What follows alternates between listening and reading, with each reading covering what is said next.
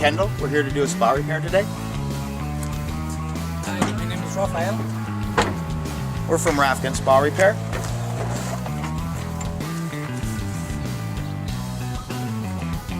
We've been doing the repairs now for over 25 years. Our customers trust us. They know they can call us with any questions or set up repairs as needed.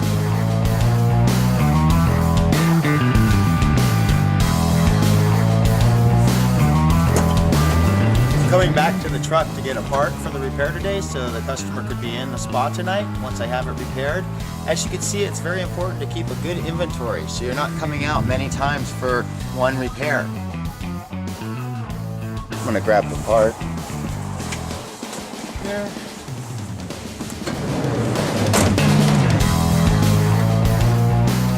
Just getting ready to finish up the spa repair, so I'm gonna go inside the control box and check your amps so the spa's performing properly. Grab the amp meter.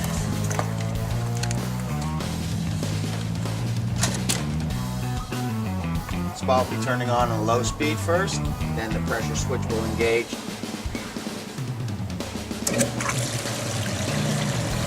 Once the spa turns on, the relay will drop and let the heater get the power so I can pull the amps off of it to make sure it's operating properly.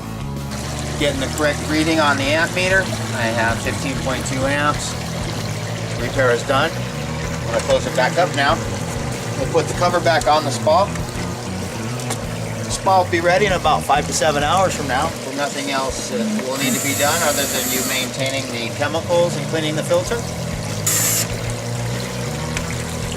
I'm going to put the cover back on because the temperature's just flying away and it's just a waste of money. So when we get done here, we're going to put the cover back on and you open it up as needed for your chemicals or when you're using it. Just remember to keep it closed when not in use.